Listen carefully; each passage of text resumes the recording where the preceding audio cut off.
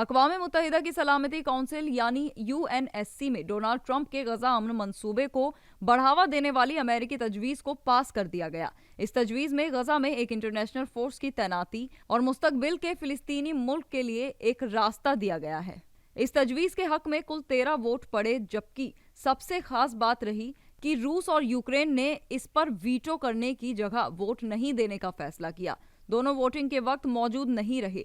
UNSC में जो तजवीज़ पास हुई है उसमें फैसला लिया गया है कि गजा में कैसे इंटरनेशनल फोर्स तैनात होगी, मुस्तकबिल में कैसे फिलिस्तीन को एक अलग मुल्क बनाने का मंसूबा है, और हमास ने इस तजवीज़ पर एतराज़ जताया है।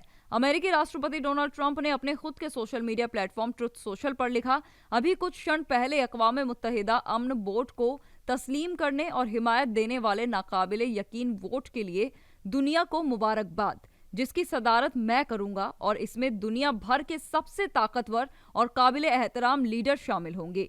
ये अक़वाम मुत्तहिदा की तारीख में सबसे बड़े अप्रूवल में से एक की शक्ल में याद किया जाएगा। इससे पूरी दुनिया में अमन को बढ़ावा मिलेगा और ये हकीकत में तारीखी लम्हा है। अक़वाम मुत्तहिदा में अमेरिकी सफ़ीर माइक वॉल्ट्ज़ ने वोटिंग के बाद कहा कि आज की तजवीज़ एक और अहम कदम की नुमाइंदगी है जो गजा को खुशहाल बनाएगा और एक ऐसा माहौल बनाएगा जो इजराइल को सलामती में रहने का मौका देगा।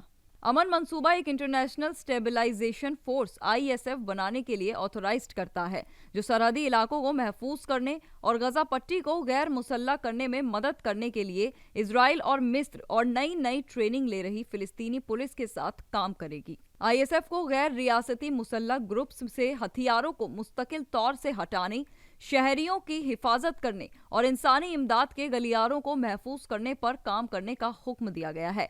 गजा में एक शांति बोर्ड भी बनाया जाएगा जिसकी सदारत ट्रंप करेंगे। ये 2027 के आखिर तक चलेगा और ये एक उबूरी हुकूमत के तौर पर काम करेगा। इसमें मुस्तकबिल में फिलिस्तीनी मुल्क बनाने का भी जिक्र है। तजवीज़ के टेक्स्ट में कहा गया है कि एक बार जब फिलिस्तीनी अथॉरिटी से जो सुधार करने को कहा गया है उसे पूरा कर लिया जाए और गजा में तामीर न होने लगे तो फिलिस्तीनी रियासत के लिए काबिल एतबार रास्ते के हालात बन सकते हैं। यानी कुल मिलाकर मुस्तकबिल में फिलिस्तीनी रियासत बनाने की जो बात है उसे बड़ी मुश्किल में लिखा गया है।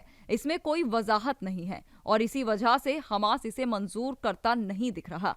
गजा में हमास हुक्मरानों ने कहा कि उन्होंने अक़वाम मुत्तहिदा की इस तजवीज़ को खारिज कर दिया है क्योंकि ये फिलिस्तीनियों की मांगों और हुकूक का एहतराम करने में नाकाम रहा है। एक बयान में कहा, ये तजवीज़ हमारे फिलिस्तीनी लोगों की सियासी और इंसानी मुतालबात और हुकूक के मेयार को पूरा नहीं करती है।